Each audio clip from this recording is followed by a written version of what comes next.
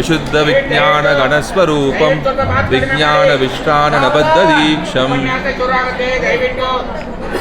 दयानिधिं देहभृतां शरण्यं देवं हयग्रीवमहं प्रपद्ये लक्ष्मीनाथ समारंभां नाथयामुनमध्यमाम् अस्मदाचार्यपर्यन्तां वन्दे गुरुपरम्परां वेदान्तदेशिकयतीन्द्रकटाक्षलब्ध त्रय्यन्तसारमणवद्य गुणं बुधाग्र्यं नारायणाद्य यतिदुर्यकृपाभिषिक्तं श्रीरङ्गनाथयतिशेखरमाश्रयामः श्रीकृष्णमार्यं करुणालयन्तं वेदान्तयुग्मं समदीतवन्तं वत्साभिजातं विदुषां वरेण्यं श्रीभाष्यसिंहं प्रणमामि नित्यम् यस्य सारस्वतं स्रोतो वकुलामोदवासितं श्रुतीनां विश्रमायालं षटारिन्दमुपास्महे जयगढ़ सुपर्णा நமஸ்தே. இந்த அற்புதமான இந்த சன்னிதானத்தில் அடியேன் பல சிம்மங்கள்லாம் இங்கே முழங்கியிருக்கான்னு கேள்விப்பட்டிருக்கேன். அடியன் வாடி பெருமாளை வந்து சேவிச்சிருக்கேன். இங்கே சிறுவனான அடியன் வந்து சில விஷயங்களை சொல்கிறதுங்கிறது அடியனுக்கு பெரிய பாக்கியம். இந்த கோஷ்டியில் ரொம்ப ஆச்சரியமாக அங்கே பாராயணம் நடந்தது. அதை பற்றியே இன்றைக்கி திருவாய்மொழி ஆறாம்பத்தை பற்றி சில விஷயங்கள், ஆறாம்பத்தை பற்றி முழுசாக சொல்லிட முடியாது ஒரு மணி நேரத்தில். சில விஷயங்கள் கொஞ்சம் ஒவ்வொரு தசகத்துலேயும் என்ன சாரங்கள் இருக்கோ அடியன் எதாம்பத்தை விண்ணப்பிக்கிறேன். இப்பேற்பட்ட ஒரு ஆப்பர்ச்சுனிட்டி அடியனுக்கு கிடச்சிதுங்கிறது எங்களுடைய சுவாமி ஸ்ரீ யுவே ஏபிஎன் சுவாமியுடைய கிருப்பை மட்டும்தான். அவர் என்ன அடியன்லாம் வந்து இந்த இடத்துல வந்து எப்படி விஷயம் சொல்ல முடியும்? அவர் என்னை பார்த்து விஷயங்களை சொல்லி கொடுத்து போய் சொல்லடா அப்படின்னு வந்து என்கரேஜ் பண்ணுறார். அந்த சுவாமியை வந்து மனசால தியானம் பண்ணிட்டு அடியன் ஆரம்பிக்கிறேன்.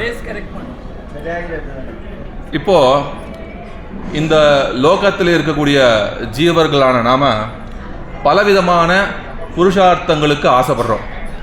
புருஷார்த்தங்கள்னால் என்ன அப்படின்னா, நாம் எதை அடையணும்னு ஆசைப்படுறோமோ, எதை அச்சீவ் பண்ணணும்னு நினைக்கிறோமோ அது புருஷார்த்தம், வேறு ஒன்றும் இல்லை இல்லையா?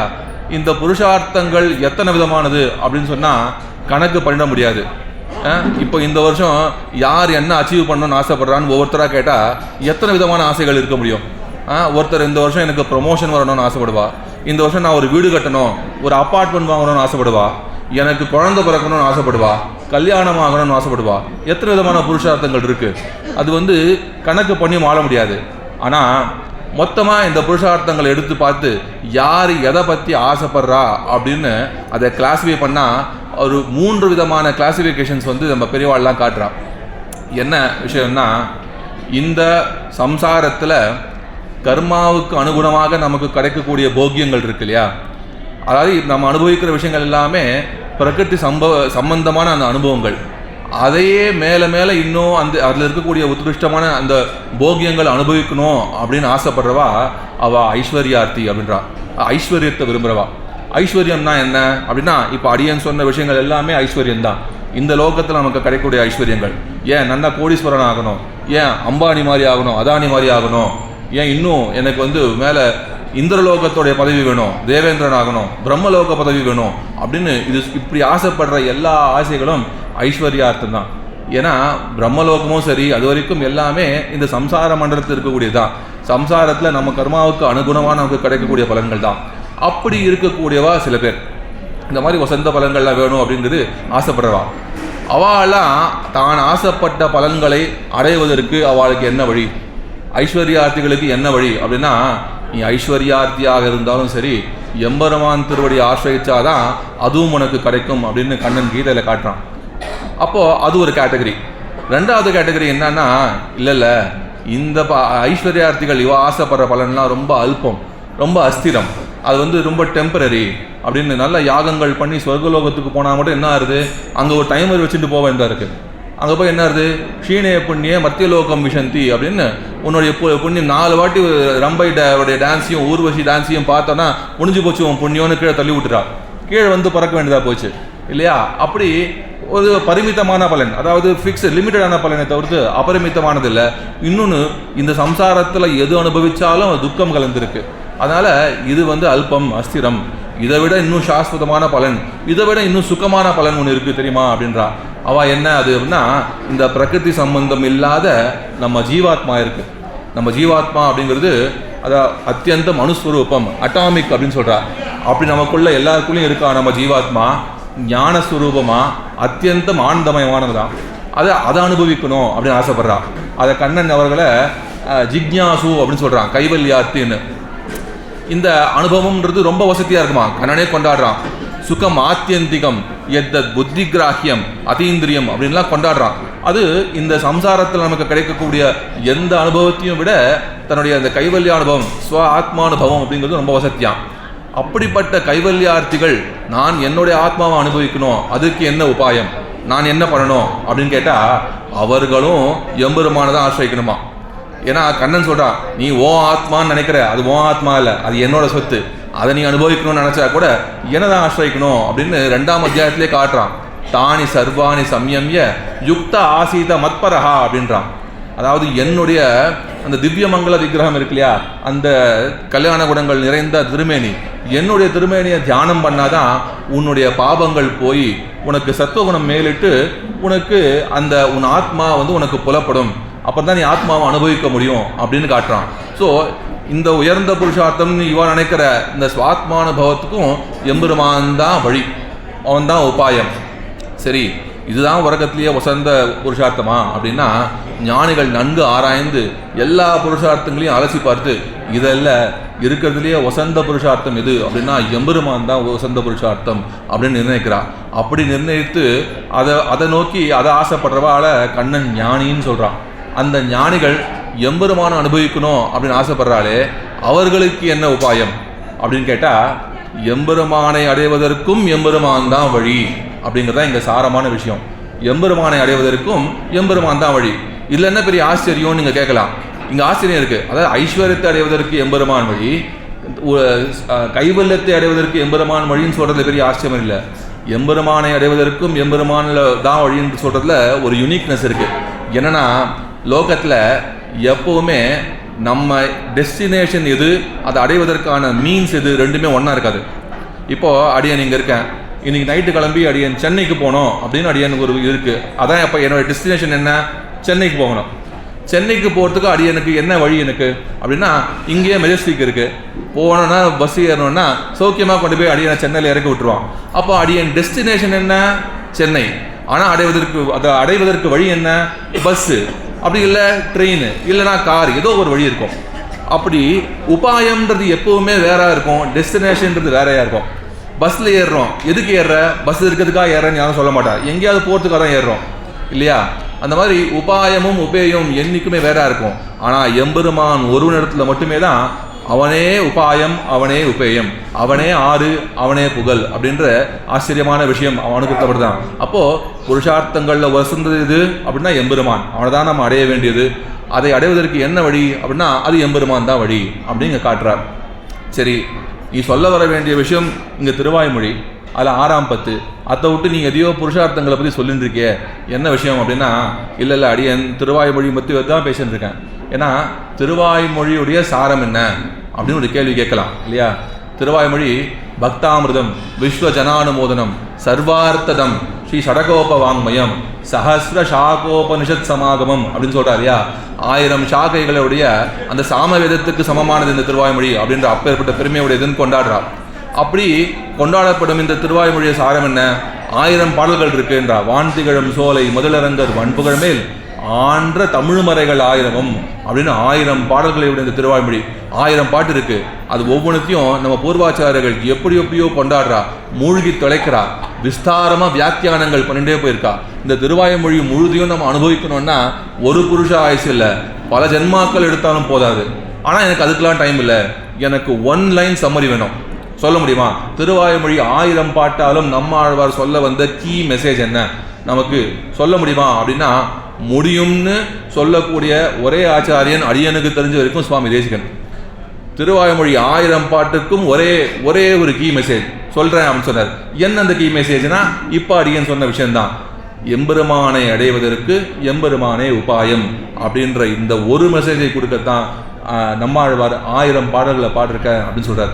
எங்கே சொல்கிறார் அப்படின்னா, தேவஸ்ரீமான் ஸ்வசித்தேஹே கரணமிதி வதன்னு ஏகமர்த்தம் சஹஸ்ரே அப்படின்னு, ஏகமர்த்தம் சஹஸ்ரேன்னு 1000 பாடல்களுடைய ஒரே அர்த்தம் என்ன? தேவஸ்ரீமான் ஸ்வசித்தேஹே கரணம் அப்படின்னு, எம்பெருமானை அடைவதற்கு ஸ்ரீமானான ஸ்ரீயப்பத்தியான எம்பெருமான் அவனை அடைவதற்கு அவனே உபாயம் அப்படின்னு. இதுதான் திருவாய்மொழியுடைய சாரம் அப்படின்னு சொல்லி இது ஆரம்பிக்கிற அடியன். சரி, திருவாய்மொழியோட சாரம் ஆயிடுத்து, நீ சொல்ல வேண்டிய விஷயம் 6ஆம் பத்தாச்சே, அதோட விஷயம் என்ன? அதுக்கும் இந்த திருவாய்மொழி சாரத்துக்கும் என்ன சம்பந்தம் அப்படின்னா, ஒரு சம்பந்தத்தை கொடுக்க அடியன் முயற்சி பண்ணுறேன். இப்போது எம்பெருமான் உபாயம்னு இவ்வளோ நேரம் நான் திரும்ப திரும்ப சொல்லிட்டேன். எம்பெருமான் எப்படி உபாயமாகறான்? எப்படி உபாயமாகறான் அப்படின்னா, அதுக்கு நம்ம சுவாமி தேசிகன் காட்டுறார், பூர்வாச்சாரியெல்லாம் காட்டுறா, அவன் சித்தோபாயனாக இருக்கான் அப்படின்னு சொல்கிறான். எம்பெருமான் நமக்கு சித்தோபாயன் அப்படின்னா என்ன அர்த்தம் அப்படின்னா, எம்பெருமான் தன்னை அடைவதற்கு சாஸ்திரங்களில் நமக்கு சில வழிகளை காமிச்சிருக்கான். பக்தி யோகம் அப்படின்னு ஒரு வழி, பிரபத்தி, அது பக்தியை செய்ய முடியாதவர்களுக்கு பிரபத்தின்னு ஒரு வழியை காமிச்சிருக்கான். இந்த சாஸ்திரத்தில் சொல்லக்கூடிய இந்த வழிகள் இருக்கே, அப்போ இது உபாயமா எம்பெருமான் உபாயமா அப்படின்னு ஒரு கேள்வி வருது இல்லையா? எம்பெருமான் உபாயம் சொல்லிடு, அப்போ பிரபத்தி வழி இல்லையா அப்படின்னு ஒரு கேள்வி வருது இல்லையா? அப்போ அது எப்படின்னா ரொம்ப சிம்பிள், அது ரொம்ப குழப்பிக்க வேணாம். என்ன விஷயம் அப்படின்னா, இதை உபநிஷத்தில் தெரிஞ்சு சொல்கிறா. அதாவது எம்பெருமான் யாரை விரும்புகிறான், எம்பெருமானை யார் அடைய முடியும் அப்படின்னா, யமைவேஷ விருணுதே தேன லப்யா அப்படின்னு உபனிஷத் கடோபனிஷத் சொல்கிறது. அதாவது பரமாத்மாவை யார் அடைய முடியும் அப்படின்னா, அந்த பரமாத்மா யாரை விரும்புகிறானோ அவன்தான் பரமாத்மாவை அடைய முடியும்னு. இதோட ரொம்ப போச்சு, பெருமாள் யாரை விரும்புவோம் நமக்கு என்ன தெரியும்? அப்போ நம்ம எப்படி இதை அப்ரோச் பண்ணுறதுன்னு தெரியலையே அப்படின்னா, அது ஒன்றும் பெரிய கஷ்டம் இல்லை. எம்பெருமான் நமக்கு கொடுத்துருக்கிற சாஸ்திரத்தில் கொடுத்துருக்கூடிய அந்த சாத்தியோபாயங்களான இந்த பக்தி இல்லை பிரபத்தி, இதை அனுஷ்டித்தால் அதனால் மனம் கவரப்பட்ட எம்பெருமான் நமக்கு தன்னையே கொடுப்பான், மோட்சத்தை கொடுப்பான் அப்படிங்கிறது இதோட அர்த்தம். ஸோ பிரபத்தி உபாயம் சொன்னாலும் தப்பில்லை, எம்பெருமானே உபாயம் சொன்னாலும் தப்பில்லை. பிரபத்தி எப்படி உபாயமாக வருது? பிரபத்தி நமக்கு மோட்சத்தை கொடுக்குமா அப்படின்னா நிச்சயம் கொடுக்காது. அது கன்ஃபியூஸ் பண்ணிக்கவே வேணாம். பிரபத்தி மோட்சத்தை எப்படி கொடுக்கும்? பிரபத்தி அதனால மனம் வசீகரிக்கப்பட்ட எம்பெருமான், மனம் கவரப்பட்ட எம்பெருமான், சந்தோஷப்பட்ட எம்பெருமான், அவன் நமக்கு மோட்சத்தை கொடுக்குறான். அவன் சந்தோஷப்படணும்னா அவன் சொன்ன உபாயங்களை நம்ம அனுஷ்டிக்கணும் அப்படிங்கிறதான் இங்கே சாஸ்திரார்த்தம். இப்படி பக்தி பிரபத்தின்னு 2 விதமான சித்தோபாயங்கள் இருக்குன்னு சொல்கிறா. அதை நாம் இது அனுஷ்டிக்க முடியும் அப்படின்னா, இது அடியன் ஒன்றும் பெருசாக எக்ஸ்பிளைன் பண்ண தேவையில்லை. பக்தியாதோ சக்திய பாவகா அப்படின்னு சுவாமி தேசிகன் ரொம்ப அழகாக காட்டுறார். பக்தி பண்ணணும் அப்படின்னா அதற்கு தேவையான அதிகாரம் உனக்கு இருக்கணும், அதற்கேற்ற திரைவர்ணிக குலத்தில் ஆணா பிறந்திருக்கணும், அப்புறம் அதுக்கு தேவையான ஞானம் இருக்கணும், சக்தி இருக்கணும். இது எதுவுமே நமக்கு இல்லையே. அப்புறம் பல ஜென்மாக்கள் தொடர்ந்து அதை அனுஷ்டிக்கணும், அதற்கான அந்த கால விளம்பரத்தை பொறுத்துக்கக்கூடிய அந்த பொறுமை இருக்கணும். இதில் ஏதாவது உனக்கு இருக்கா? இருக்கு, இல்லை. இந்த 4 கேட்டகரியில் ஒன்று இல்லைனா கூட உன்னால் பக்தி அப்படின்ற அந்த யோகத்தை பண்ண முடியாது. அப்போ நீ என்ன பண்ணணும் அப்படின்னா, எனக்கு பக்தி செய்வதற்கு அருகதை இல்லை அப்படின்னு தெளிந்து அந்த பிரபத்தி அப்படின்ற சுதந்திர பிரபத்தியை பண்ணணும். அப்போது எம்பெருமானை அடைவதற்கு எம்பெருமானே வழி அப்படின்னா எங்கள் தாற்பயம் என்ன? எம்பெருமானை அடைவதற்கு சாத்தியோபாயமான பிரபத்தி அனுஷ்டித்தால் சித்தோபாயனான எம்பெருமானே வழி அப்படிங்கிறதா விஷயம். இந்த விஷயம் அப்படிங்கிறது தான் திருவாய்மொழியில் 6ஆம் பத்தில் ஸ்பஷ்டமாக சாதிக்கிறார். திருவாய்மொழியில் ஒவ்வொரு பத்திலையும் ஒவ்வொரு முக்கியமான விஷயத்தை சுவாமி தேசிகன் எடுத்து காட்டுறார். அப்படி 6ஆம் பத்தில் சொல்லப்பட்ட விஷயம் என்ன அப்படின்னா, எம்பெருமான் பிரபதன சுலபன் அப்படின்னா என்ன அர்த்தம்னா, பிரபத்தி பண்ணி எளிதில் அடையக்கூடியவன் எம்பெருமான் அப்படிங்கிறது தான் 6ஆம் பத்தில் காட்ட வேண்டிய முக்கியமான விஷயம். அதை எங்கே கனெக்ஷன்னா, எம்பெருமானே வழி அப்படிங்கிறது எப்படி வழினா, இந்த பிரபத்தினால் சுலபமாக அடையப்படக்கூடிய எம்பெருமான் வழி அப்படிங்கிறது தான் இந்த 6ஆம் விஷயத்துக்கு இருக்கக்கூடிய சங்கதி. அடியன் 6ஆம் பத்துக்குள்ளே போகிறேன். 6ஆம் பத்து ஆழ்வார் அவருடைய மனநிலை என்ன அப்படிங்கிற நம்ம அவசியம் புரிஞ்சுக்கணும். ஆழ்வார் எப்படி இருக்கார் அந்த சமயத்தில் அப்படின்னா, விரகதாபம் முத்தி போய் இருக்கார். அப்போ ஆழ்வார் மனசு எம்பெருமான அடையணும்னு இயங்கி எம்பெருமானோடு ஒரு சம்ஸ்லேஷம், ஒரு கூடல் அவனுக்கு வேணும்னு கேட்டுருக்கான். எப்போலேருந்து கேட்டுருக்கார் ஆழ்வார் அப்படின்னா, 5ஆம் பத்தில் 7ஆம் தசகம், அது நோட்டு நோன்பிலேன் அங்கிருந்து கேட்குறார். பெருமாளோட சரணாகதி பண்ணுறார். நோட்டு நோன்பிலேன் சரணாகதி. எம்பெருமான் தன்னுடைய சம்ஸ்லேஷத்தை கொடுக்கல. அதுக்கப்புறம் 6ஆவது அந்த பதிகத்திலையும் எம்பெருமான் தன்னுடைய அவர் கேட்ட சம்ஸ்லேஷத்தை கொடுக்கல. அதன் பிறகு மானைய நோக்கு. அதுக்கப்புறம் கடைசியாக 5ஆம் பதிகத்தை எப்படி முடிக்கிறார்? பிறந்தவாறும் வளர்ந்தவாறும் அப்படின்னு கிருஷ்ணானுபவம் பண்ணி முடிக்கிறார். இந்த 4 பதிகங்களாக இவர் ஆழ்வார் வந்து கைகூப்பி கேட்டும் ஆழ்வார் எதிர்பார்க்குற அந்த சம்ஸ்லேஷம், அந்த கூடல் அப்படிங்கிறது இவருக்கு கிடைக்கல, பெருமாள் கொடுக்கல. அப்படிங்கிறதுனால தன்னுடைய தலைவனை பிரிந்து மனம் ரொம்ப வருந்தி அவர் விரகத்தில் துடிச்சுட்டு இருக்காராம். அப்படி விரகம்ன்றது ரொம்ப முத்தி போய் ஆழ்வாருக்கு நாயிக்கா பாவம் வந்துடுது. இப்போ அவர் பராங்குச நாயக்கி ஆகிட்டார். அப்படி இருக்கக்கூடிய நிலைமை இங்கே ஆழ்வாருக்கு இப்போ ஆறாம் பத்தினுடைய ஆரம்பத்தில் அவர் நிலைமையை எப்படி சொல்கிறா அப்படின்னா, ஏற்கனவே தலைவனோடு அதாவது எம்பெருமானோடு கலந்து நன்கு பரிமாறின ஒரு நாயகி ஒருத்தி இப்போ அவளை பெருமாளை பிரிஞ்சிருக்கா, அந்த விரகத்தாகம் தாங்க முடியாமல் இருக்கா அப்படிங்கிறதான் இங்கே வந்து அவதாரிகளை சொல்கிறா. என்ன அது எப்படி புரிஞ்சுக்கணும் லௌகிக்கமா அப்படின்னு ஒரு எக்ஸாம்பிள் சொல்கிறேன் அடியேன். இப்போது ஒரு புதுசாக கல்யாணமான கப்பல் இருக்கா. எப்படின்னா காலத்தில் வயசுலேயே கல்யாணம் ஆயிடுச்சு, நல்லா சின்ன வயசு, இவள் அழகுக்கு அவன் ஒத்தவன், அவன் அழகுக்கு இவள் ஒத்தவள், அப்படி ஒருத்தருக்கு அழகுலையும் சரி குணத்துலையும் சரி நல்ல சமமானவர்கள். கல்யாணம் ஆயிருக்கு, ஒருத்தருக்கு மனப்பொருத்தம் இருக்கா அப்படின்னா பார்த்த உடனே காதல், அப்படி வந்து ஒருத்தர் நன்னா பிடிச்சி போயிடுது. கல்யாணமாகி சில மாதங்கள் ஆயிடுது. அப்போ அந்த மாதங்கள் எப்படி இருந்திருக்கும், அவளுக்கு எவ்வளோ சந்தோஷமாக இருந்திருக்கும், நன்னா சம்ஸ்லேஷம் வந்து கூடி சந்தோஷமாக வாழ்ந்திருக்கா. ஆச்சு, சில மாதங்கள் ஆச்சு கல்யாணமாகி. இப்போ என்ன ஆச்சுன்னா அவனுக்கு ஆஃபீஸில் ஏதோ வேலைன்னு சொல்லிட்டா, வெளிநாட்டில் ஒரு மாதம் ஒரு சின்ன அசைன்மெண்ட் இருக்குது, போயிட்டு வான்னு அனுப்பிச்சிட்டா. இவனை வந்து எனக்கு வேறு வழியில்மா நான் போயிட்டுறேன்னு சொல்லி கிளம்பிட்டான். போனவன் போனாண்டி அங்கேயே இருக்கான், வர காணோம். எங்கே போனான் என்ன ஆனான்னு தெரில. ஃபோன் பண்ணால் பிஸியாக இருக்கான், இப்போ எல்லாம் பேச முடியல, வேலை இருக்குன்னு வச்சிடறான். இவளா விஷயம் என்ன ப்ராக்டிக்கலாக எல்லாருக்கும் புரிஞ்சிருக்கணும். கல்யாணம் ஆகலைன்னா பரவாயில்ல, கல்யாணம் ஆயிடுத்து, நன்னா வாழ்ந்தாச்சு, வாழ்ந்த பிறகு இப்படி பிரிஞ்சு ஒருத்தன் போயிட்டான்னா இது நிலைமை என்ன இருக்குது, எவ்வளோ கஷ்டப்படுவா. சரி ஏதாவது ஃபோனுக்கு என்ன பேசி ஒரு மனசானுபவமாக இருக்கானா, அதுவும் கிடையாது. அவன் ஆளையே காணோம், வரமாட்டேங்கிறான். இவளுக்கா அவன் போகிறது ஏதோ சுவிட்சர்லாண்டில் இருக்கான் போல இருக்கு, அங்கே எல்லாம் ரொம்ப அழகாக இருக்குமா, அந்த பிரதேசமும் அழகு, அங்கே இருக்கக்கூடிய பெண்களும் அழகு, இவன் அங்கே போய் மயங்கி அந்த ஐஸ்வர்யத்தில் மயங்கி என்னை மறந்துடானா, என்ன இவன் மனசு என்ன இருக்குன்னு தெரில. அப்பேற்பட்ட நிலைமை அந்த மனைவிக்கு எப்படி ஒரு விரகதாபம் இருக்கும், எவ்வளோ மனசு கொந்தளிக்கும். அந்த நிலைமையில் இப்போ இருக்கலாம் யார், பராங்குச நாயகி. அப்படி இருக்கும்பொழுது என்ன பண்ணுறதுன்னு தெரியலையே. இந்த திருவன்வண்டூர் எம்பெருமான் அவனை பார்த்து தான் இப்போ பெருமாள் அங்கே இருக்கான்னு தெரியுது. இந்த திருவன்வண்டூரில் இருக்கக்கூடிய செல்வத்தில் அங்கே இருக்கக்கூடிய மாட மாளிகைகள், கோபுரங்கள், அந்த மண்டபங்கள்லாம் பார்த்து அந்த ஐஸ்வர்யத்துலேயும் மயங்கி என்னை மறந்துடான் போலக்கே, இவனை என்ன பண்ணுறதுன்னு தெரியலையே அப்படின்னு இருக்கும்போது இவள் இருக்கக்கூடிய இடத்துல அதிர்ஷ்டவசமாக சில பறவைகள் வந்து சில குருகுகள் வந்து நிற்கிறதான். அதை பார்த்தவொடனே இவளுக்கு ரொம்ப சந்தோஷமா, இந்த வேதனைக்கு நடுவில் ஒரு சந்தோஷம் ஏற்படுது, ஒரு வந்து அவளுக்கு ஒரு மனசு வந்து ஆறுதல் ஏற்படுதான். எப்படி இந்த பறவைகளை பார்த்தா என்ன ஆறுதல் அவளுக்கு ஏற்படுது அப்படின்னா, இது ராமபிரானுடைய நிலைமையை பார்த்து நம்ம தெரிஞ்சுக்கலாம். ராமன் கிஷ்கிந்தைக்குள்ளே நுழைஞ்சுட்டு இருக்கான். அப்போ ராமனுடைய நிலைமை என்ன அப்படின்னா, சீதையை தொலைச்சிட்டான். எங்கே போனால் சீதைன்னு தெரில, யார் தூக்கின்னு போனான்னு தெரில, எந்த திசையை நோக்கி போகணும்னு தெரில, அவளுக்கு என்ன பலம் இருக்குன்னு தெரில, என்ன படை நமக்கு தேவை, நமக்கு சகாயமே இல்லையே, இங்கே நானும் என் தம்பியும் தானே இருக்கேன், எப்படி நான் என்னுடைய மனைவியை மீட்க போகிறோம் அப்படின்ற பெரிய கவலை. அது மட்டும் இல்லாமல் சீதையை பிரிந்திருக்கிற அந்த பிரணயம், அந்த விரகதாபம் இருக்கு இல்லையா, சீதையை பிரிந்து இவன் அப்படியே தகிச்சுன்னு இருக்கான். எப்படி இருக்கக்கூடிய நிலைமை, என்னுடைய மனைவியை நான் எப்படி மீட்பேன், பிராட்டி எப்படி மீட்பேன்னு தவிச்சுன்னு இருக்கும்பொழுது அப்போ இந்த பம்பா தீரத்தில் ஹனுமான் எதிர வந்து நிற்கிறாராம். அப்போ இவருக்கு எவ்வளோ சந்தோஷம் ஏற்படும். ஆஹா, எனக்கு சகாயம் யாருமே இல்லையான்னு நினச்சிட்டு இருக்கும்போது ஒரு பெரிய வீரன் எதிர் வந்து நிற்கிறானே, இவனுடைய சகாயம் ஏற்பட்டால் நான் என்னோட பிராட்டி சீதையை வந்து என் மனைவியை மீட்டுடுவேனேன்னு ராமன் சந்தோஷப்படுவான் இல்லையா. அப்பேற்பட்ட ஒரு மனநிலை. அதான் சொல்கிறார், பம்பா தீரே ஹனுமதா சங்கத்தோ வானரேன ஹா அப்படின்னு வால்மீகி சங்கேப ராமாயணத்தில் சொல்கிறார். அதாவது ஹா அப்படின்னு ஒரு சந்தோஷத்தோட, எப்படி இங்கே ராமன் முன்னாடி ஹனுமான் வந்ததுனால ராமனுக்கு ஒரு சந்தோஷம், அந்த துக்கத்துலேருந்து ஒரு ரிலாக்ஸேஷன் கிடைக்கிறது.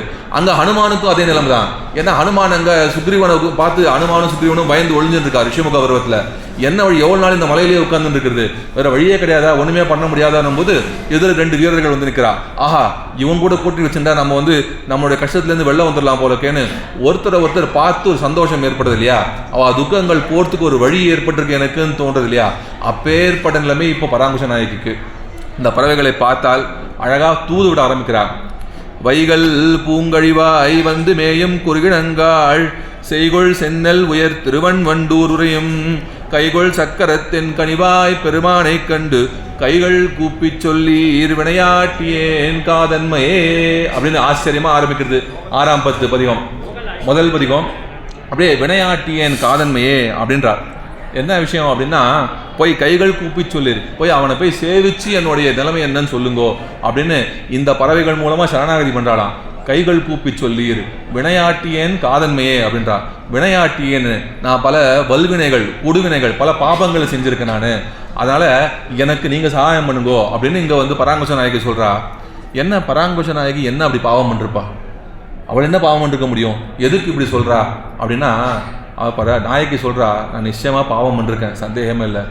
ஏன் அப்படின்னா, நானும் அவனும் ஒன்னா இருந்தோம், நான் அவனை பிரிந்தேன், அவனும் என்ன பிரிந்தான். ஆனா இங்க நான் தகிச்சுன்னு இருக்கேன், அவன் திருவன்வண்டூர்ல சந்தோஷமா இருக்கானே. அப்ப நான் மட்டும் ஏன் விரகதாபத்துல வந்து கஷ்டப்படணும்? அப்ப நிச்சயமா நான் பண்ண ஒரு கர்மாவால் பாபங்களால் தானே எனக்கு இந்த விரகதாபம், இந்த கொடிய ஒரு விரகம் ஏற்படுது. அதனால நிச்சயமா நான் வினையாட்டியேன், பெரும் பாபங்கள் செய்தவன், எனக்கு வந்து நீங்க சகாயம் பண்ணும் அப்படின்னு இந்த வைகள் பூங்கழிவாய் வந்து மேலும் குறுகினங்காள் அப்படின்னு சொல்றார். இப்படி ஆரம்பிச்சு 10 பாசனங்கள் முழுக்க குருகுகள், நாரைகள், அன்னங்கள்னு பலவிதமான பட்சிகளை வந்து இந்த 10ல் தூது விடுறா. இங்க பட்சிகள்லாம் என்ன அப்படின்னு இந்த கோஷ்டிக்கு அடியன் சொல்ல வேண்டிய அவசியம் இல்லை, உபன்யாசம் பண்றேன்னு சொல்லி ஆகணும். பட்சிகள்னா என்ன திருவாய்மொழியில அப்படின்னா, தூது யாரை விடுறாலோ அவர்கள் கடகர்கள். கடகர்கள்னா என்னன்னா, யார் தலைவனையும் தலைவியும் சேர்த்து வைக்கக்கூடியவா. அதுக்கு என்ன அர்த்தம், நமக்கு என்ன அர்த்தம்னா, இங்க ஜீவாத்மாக்களான நம்மையும் எம்பெருமானையும் சேர்த்து வைக்கக்கூடிய ஆச்சாரியர்களை சொல்ல வந்திருக்கு இங்க கடகர்கள் அப்படின்ற இந்த பட்சிகள்லாம். இப்படி பட்சிகள்ன்றது ஆச்சாரியனை குறிக்கும். ஆச்சாரியன் மூலமாக செய்யக்கூடிய பிரபத்தி இருக்கு இல்லையா, ஆச்சாரியன் மூலமாக எம்பெருமான் காலில் போய் விடுறாரு இல்லையா இங்க ஆழ்வார் பராங்குஷ நாயகி. அப்படி பிரபதன சுலபன் அப்படின்னு சொல்ல வந்த இந்த பதிகத்துடைய முக்கியமான அர்த்தத்தை முதல்ல எடுத்து காட்டுறார். ஆச்சாரியன் மூலமாக நாம் செய்ய வேண்டிய பிரபத்தியங்க தான் இங்க வந்து விஷயம் அப்படின்னு எடுத்து காட்டுறார். அப்படி ஆச்சரியமா அவர் தூது விடுறார், பலவிதமா தூது சொல்றார். தூதுகள் போறது, ஆனா பதில் வர மாட்டேங்கிறது. எம்பெருமான்கிட்டேருந்து ஆச்சு, நோட்ட நோன்பிலேருந்து இன்னும் ஓடின்னு இருக்கு. எம்பெருமானுடைய பதில் வரல, அவன் சம்சேஷமும் வரல. ஏன்னா இதுக்கு மேல ஆழ்வார் நாயகியால பொறுக்க முடியல. அவளுக்கு பிரணய ரோஷம் ஏற்படுத்து. பிரணய ரோஷம்னா தெரியும் இல்லையா, அதாவது காதலர்களுக்கு நடுவில், கணவன் மனைவிக்கு நடுவில் வரக்கூடிய ஒரு ஊடல், ஒரு அந்த சண்டை. அது சிங்காரத்தில் இது ரொம்ப ரசிக்க வேண்டிய விஷயம், இந்த பிரணய ரோஷம்ன்றது. மனைவி அப்படின்றவள் கணவன் முகத்தை பார்க்காம பாராமுகமாக இருப்பாள். இப்படி ஒருத்தன் வந்தான், சரி எப்படியாவது இவளை சமாளிக்கணும், சமாதானப்படுத்தணும் அப்படின்னு ஆசைப்பட்டு வந்து நிற்பான். இவன் இங்கே பக்கம் பார்த்து நிற்கானுக்கா எதில் வந்து நிற்பான், அப்படி திரும்பின்றான், இவனை பார்க்கக்கூடாது அப்படின்னு. சரின்னு சொல்லிட்டு அவன் அந்த ஒரு வியாஜியமாக வந்து அந்த பக்கம் வந்து நிற்பான், இப்படி திரும்பின்றான். இவனை கண்ணெடுத்து பார்க்கக்கூடாதுன்னு இருப்பா இல்லையா. ஏன் பார்க்கக்கூடாது அப்படின்னா, ஒன்று கோபம், இவனை ரொம்ப அலைய விட்டுருக்கான் ஒரு விஷயம், இந்த கோபத்தை காட்டணும், என்ன ரொம்ப படுத்துட்டான் அப்படின்னு அது ஒரு விஷயம். ரெண்டாவது விஷயம், இப்படி அவனை ரொம்ப கண்ணெடுத்து பார்த்துட்டோம்னா நம்ம கோபம் போயிடும், சமாதானம் ஆகிடுவோம். சமாதானம் ஆகிடுத்துன்னா அப்புறம் என்ன பண்ணுறது, நம்ம கொஞ்சம் கோபத்தை மெயின்டைன் பண்ணிக்கணும்ல, அதுக்காக பாராமுகமாக இருப்பாள். அப்படி எங்கள் நாயகி வந்து பாராமுகமாக இருக்காளாம். இவள் வந்து இந்த ஸ்திதியில் இருக்கா. இவளை இதுக்கு மேட்டு இந்த எம்பெருமான் திருவன்வண்டூர் எம்பெருமான் இங்கே வந்தாலும் இவனை நான் முகம் கொடுத்து பார்க்க மாட்டேன் அப்படின்னு நன்னா வந்து மனசில் எடுத்துட்டு கோபமாக இருக்கா. ஆனால் அதே சமயம் எம்பெருமான் என்ன ஸ்திதியில் இருக்கான் அப்படின்னா, அவன் வந்து ஆர்த்தியோடு இருக்கானா. ஐயோ, இந்த பராங்குஷ நாயகியை இவ்வளவு காலம் நான் தவிக்க விட்டேனே, பண்ணியிருக்கக்கூடாது, நான் வந்து முதல்லையே வந்திருக்கணும், இவ்வளோ அழவிட்டுருக்கேனே, இப்போ நான் என்ன பண்ணுவேன் நான் இவளை அப்படின்னு எதிர வந்து நிற்கிறானா. இப்போ பெருமாள் வந்து இவளை வந்து நான் சொன்ன மாதிரி இங்கே எங்கே நிற்கிறாளோ அங்கெல்லாம் வந்து நிற்கிறானா. ஆனால் இப்போ வந்து நாயகி இவளை பார்க்கக்கூடாதுன்னு இருக்கா. எம்பெருமானுடைய அந்த திருவுள்ளம் இப்போ எப்படி இருக்குது அப்படின்னா, மகாபாரதத்தில் அந்த திரௌபதி அவள் அந்த கௌரவ சபையில் அவளுக்கு மானபங்கம் ஏற்படுது இல்லையா. அப்போது கடைசியில் 2 கையும் விட்டு கோவிந்தா அப்படின்னு கதறா இல்லையா. கதறின பொழுது எம்பெருமான் புடவை சுரந்தானே தவிர்த்து அவனு மனசு புண்ணாயிட்டான். இப்படி இவள் கதறும் அளவுக்கு நான் வச்சுட்டுறேன், இவளை வந்து நான் முதல்லையே காப்பாற்றிருக்க வேணாமா, முதலே போய் இவளுக்கு வரக்கூடிய ஆபத்தை நான் காப்பாற்றாமல் இவள் கதறும்படி விட்டுட்டனே அப்படின்னு இந்த மனசை இவளை வச்சுட்டு இவளுக்காகவே, இவள் கதறின அந்த அழுகைக்காகவே பெரிய மகாபாரத யுத்தத்தை பண்ணி, அது நிச்சயமாக அந்த யுத்தம் நடக்கணுன்ற மாதிரி ஏற்பாடு பண்ணி, பஞ்சவரை பல வகையிலும் காத்தார் வந்தார், பாஞ்சாலை குழல் முடித்தார் வந்தார் தாமே அப்படின்னு இவளுக்கு யுத்தத்தை பண்ணி இவள் கணவனான தர்மன், தனக்கு உறவை பற்றி இல்லை, இவள் கணவனான தர்மனை வந்து சக்கரவர்த்தியாக்கி கௌரவர்களை அழித்து அதன் பிறகு இவளுடைய குழலை முடித்தான். இவள் தன்னுடைய கூந்தலை வந்து நான் இனிமேல் முடிய மாட்டேன்னு சபதம் பண்ணிருக்கா இல்லையா, அத்தனை பேரையும் கொண்டு இவள் குழலை முடித்தான். முடித்த பிறகும் எம்பெருமானுக்கு மனசு ஆறலையாம். என்ன இருந்தாலும் இந்த திரௌபதிக்கு நான் கடன் பட்டேனே, நான் சீக்கிரம் வந்துருக்கணும், அவ்வளோ லேட் பண்ணக்கூடாது. அப்போன்னு பார்த்து நான் துவாரக்கையில் போய் இருந்துட்டேன், போய் அங்கே தூர தேசத்தில் இருந்தேன், சட்டுன்னு வர முடியலையே அப்படின்னு கண்ணன் வருத்தப்பட்டானாம். அப்படி இருக்கக்கூடிய அந்த மனநிலை தான் இப்போ இங்கே பராங்குச நாய்க்கு முன்னாடி வந்திருக்கக்கூடிய எம்பெருமானுடைய மனநிலை அப்படின்னு சொல்கிறார். அது மட்டும் இல்லாமல் இன்னொரு விஷயம் சாதிக்கிறார். மகாபாரதம் முடிஞ்ச பிறகு இப்போது தர்மனுக்கு பட்டாபிஷேகம் நடந்துருது, அவர் ராஜாவாயிட்டார். அடுத்து உத்தராயண புண்ணிய காலம் வரப்போகிறது, இதே சமயம்தான் உத்தராயண புண்ணிய காலம் வரப்போகிறது இல்லையா. இப்போது வந்துடுத்துன்னா அங்கே யார் அது உத்தராயண புண்ணிய காலத்துக்காக வெயிட் பண்ணிருக்கா? உத்தராயணத்துக்கு வெயிட் பண்ணக்கூடியவர் யாருன்னா பீஷ்மர். அவர் அங்கே அம்பு படுக்கையில் குருக்ஷேத்திரத்திலே படுத்துட்டு இருக்கார். உடம்புல ஒரு இன்ச்சு விடாமல் அம்பு தொலைச்சிருக்கு, அங்கே அப்படியே படுத்துட்டு இருக்கார். உடம்பு முழுக்க ரணம் வலி. அந்த வழியில் எப்படி இருக்காருன்னா, அணைய போகிற விளக்கு எப்படி எரிஞ்சுட்டு இருக்குமோ இன்னும் ஒரு அடுத்த நிமிஷம் அழைய போகிறது அப்படி எரிஞ்சுட்டு இருக்காராம்.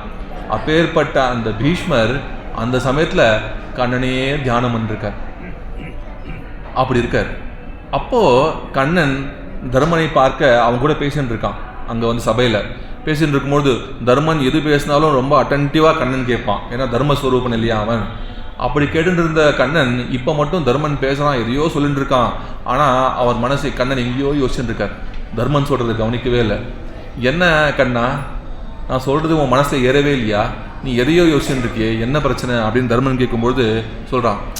சரதல்பகதோ பீஷ்மஹ ஷாம்யன் நிபகுதாசனஹ மாம் தியாதி புருஷ வியாகிரஹ ததோ மே தத்கதம் மனஹா அப்படின்னு அந்த புருஷ வியாகிரன் அந்த பீஷ்ம பிதாமகன் இருக்கா இல்லையா, அந்த ஞானி என்னையே நினச்சிட்டு இருக்காண்டா. அந்த சரதல்பத்தில் படுத்துண்டு அம்பு படுக்கையில் படுத்துண்டு, அதனால் ஞானித்து ஆத்மைவ மேமத்தம்னு அவன் தாண்டா என்னுடைய ஆத்மா. அந்த மாதிரி ஞானி நான் என்ன பண்ணிருக்கணும்? அவன் இவ்வளோ தூரம் கடைசி நிமிஷம் வரைக்கும் நாங்கள் போகாமல் இருந்திருக்கலாமா?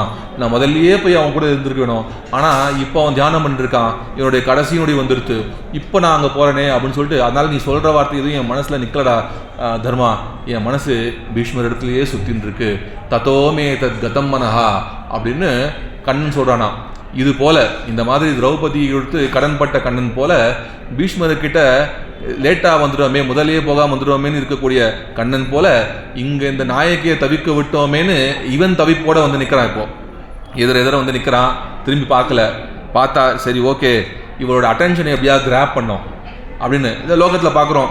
நம்ம மனைவி நம்ம பார்க்கலன்னா அவள் கையில் வச்சுருக்க ஏதாவது நம்ம எடுத்து வச்சுக்கணும். என்ன நீ கரமதா திருத்துருக்க, ஐயோ ஒன்று திருத்தவே தெரியல நான் பண்ணுறேன் பாரு அப்படின்னா அவள் கோவத்துக்காவது பேசுவா. கரெக்ட் தானே நான் சொல்கிறது? அந்த மாதிரி இவன் என்ன பண்ணுறான்னா, அங்கே இவர்கள் ஒன்றா விளையாடிட்டு இருந்த ஒரு பந்து இருந்தான், இவள் கை வளைய ஒன்று இருந்தான். என்ன பண்ண டக்குன்னு என்னுடைய பராங்குச நாயகனுடைய பந்தா இது அப்படின்னு இது எனக்கு ரொம்ப போகியம்னு கையில் எடுத்து வச்சுட்டான். உடனே தன்னை இவகிட்ட பேசக்கூடாதுன்னு இருந்த அந்த நாயகி கோபத்தில் வந்துடுது. இப்போ கீழே போடுது, அது உண்டா, அது என்னுடைய பந்து, நீ முதல்ல கீழே போய், உனக்கு அது சொந்தம் இல்லை, நீ கிளம்பலாம் அப்படின்ற மாதிரி பேசுகிறா. ஆச்சரியமான பாசுரம். மின்னிடை மடவார்கள் நின்னருள் சூடுவார் முன்பு நான் அதஞ்சுவன் மண்ணுடை இலங்கை அரண் காய்ந்த மாயவனே உன்னுடைய சுண்டாயம் நான் அறிவன் இனி அது கொண்டு செய்வதென் என்னுடைய பந்தும் கழலும் தந்து போகு நம்பி அப்படின்றார். நான் தெரியும், எனக்கு திருமன்வண்டூரில் நிறைய மின்னிடை மடவார்கள் இருக்காளாமே, அந்த கொடியுடையார்கள்லாம் இருக்காளாமே, அவாக்கெல்லாம் உன்னோட அனுகிரகம் நன்னா வந்திருக்கு போல இருக்கே, நீ அங்கேயே போகலாமே. முன்னெல்லாம் இந்த மாதிரி நீ பண்ணும்போது நான் ரொம்ப வருத்தப்பட்டுக்கேன்டா, உனக்காக பயந்துருக்கேன். ஏன்னா நீ யாருக்கு நடியோ போவ, நாளைக்கு அவள் உன்னை விட்டு போயிடுவா, அப்புறம் நீ தான் வருத்தப்படுவ. நீ என்ன நினச்சி வருத்தப்படுறதில்ல, அண்ணா மற்ற கோபிகள் நினச்சி நன்னா வருத்தப்படுவேன். உனக்கு வருத்தம் வரக்கூடாதுன்னு நான் முன்பு நான் அதஞ்சுவன் அப்படின்னு நான் பயந்துருக்கேன். ஆனால் இப்போல்லாம் அதெல்லாம் கிடையாது. ஏன்னா உன்னுடைய சுயரூபம் என்னன்னு நன்னா தெரிஞ்சு போச்சு அப்படின்றா. பெருமாள் சொல்கிறான், என்னம்மா சுயரூபம், என் மனசில் ஒன்றை தவிர்த்து யாருமே இல்லையே அப்படின்றா. ஏன் யாரும் இல்லை, அங்கே நிறைய பேர் இருக்காளே அப்படின்னா, அதெல்லாம் இல்லை, உனக்கு என்னுடைய போன அவதாரம் ஞாபகம் இருக்கா, ராமாவதாரம், அதில் நான் எப்படி இருந்தேன், ஏகதாராவிரதமாக இருந்தாலே, அந்த சீதைக்காக நான் என்னெல்லாம் பண்ணிருக்கேன், கடல் தாண்டி பாலம் கட்டி படையெடுத்து வந்து மண்ணுடைய இலங்கை அரண் காய்ந்த மாயவனே அப்படின்றா. அதெல்லாம் பண்ணிருக்கனே ஞாபகம் இல்லையா உனக்குன்னா, எல்லாம் பண்ணிருக்க நீ, ஆனால் அத்தனையும் ஏமாத்து வேலை, அரண் காய்ந்த மாயவனே அப்படின்றா. என்ன ஏமாத்து வேலை, ராமாவதாரம் நான் பண்ணலையா, அங்கே நான் பிராட்டியை காப்பாற்றலையா? எதுமா நீ வந்து நீ இப்போ ஏமாத்து வேலைன்றனா? நீ எல்லாம் பண்ண, எதுக்கு பண்ண? சீதா பிராட்டிக்காகவா பண்ண? இல்லை சீதா பிராட்டிக்காக பண்ணல. அப்போ எதுக்கு பண்ண தெரியுமா? இந்த மாதிரி நீ உலகத்துக்கு பண்ணி காமிச்சா நாளைக்கு வால்மீகி அதை எழுதி வச்சிருவார். என்ன மாதிரி சிறு பெண்கள்லாம் வந்து ஆஹா என்னுடைய மனத்துக்கு நீ இந்த ராமன் தான் வந்து உங்ககிட்ட வந்து விழுவா பத்தியா, அந்த மாதிரி தான் நானும் வந்து விழுந்துட்டேன். நீ மாயன், நீ ஏமாத்துக்கு காரன், உன்னுடைய சுண்டாயம் நான் இதுவேன்னு நீ என்ன மாதிரிலாம் விஷமம் பண்ணுவ, என்ன மாதிரிலாம் கிருத்திரிமங்கள் பண்ணுவ, நீ எப்படிலாம் எல்லாரும் ஏமாதுன்னு எனக்கு தெரியும். இப்போ அதை பற்றி எனக்கு கவலை இல்லை. இது என்னுடைய பந்து, என்னுடைய கடல், அதை வச்சுட்டு போனி நீ கிளம்பலாம் அப்படின்றா. இப்படி வந்து பிரணய ரோஷத்தில் அவள் பேசுகிறா. இங்கே ரசனை இல்லாத அடியனை போன்றவர்கள் ஒரு கேள்வி கேட்கலாம். இந்த மாதிரி ஆழ்வார் பேசலாமா? அதாவது இங்கே நாயக்கி பேசலாமா? பெருமான் வந்து சர்வசேஷியாச்சு, எல்லாமே அவனுடைய வஸ்து தானே, இது என்னுடைய பந்துன்னு அகங்கார மமகாரத்தோட சொல்லலாமா அப்படின்னு ஒரு கேள்வி கேட்கலாம். அதே மாதிரி பெருமாள் வரும்பொழுது நீ வராத வெளிலப்போன்னு சொல்லலாமா அப்படின்னு என்ன மாதிரி சில பேர் கேட்டால் பதில் என்னன்னா, உங்களுக்குலாம் என்ன அவ்வளோதான் ரசனை அப்படிங்கிறது தான். ஏன்னா இது சிறப்பரிச்சயத்தினால, அதாவது நன்கு பழகிய கணவனுக்கும் மனைவிக்குள்ள இந்த ரூல்ஸாக ஃபாலோ பண்ணிட்டு இருப்பா. அவள் எப்படி பேசி போல அப்படி தான் பேசணும். அது ஒன்று, இது அவளுக்குள் இருக்கக்கூடிய அதுங்க வந்து இந்த சாஸ்திரத்தில் கொண்டு போய் பார்க்கக்கூடாது இல்லையா? ஏன்னா நாளைக்கு இப்போ சண்டை போடுப்பா, நம்ம போய் ஏதாவது குறுக்கு வந்து சொன்னோன்னா நாளைக்கு அவள் கூட வந்து நம்மளை வந்து அடிப்பா. அவகிட்ட வந்து நீ எப்படி அவன் புருஷன்கிட்ட இப்படி பேசுனேன்னு அவகிட்ட நான் கேட்கவே கூடாது. இந்த விஷயத்த புருஷன் முன்னாடி சண்டைக்குள்ளே நம்ம போகவே கூடாது.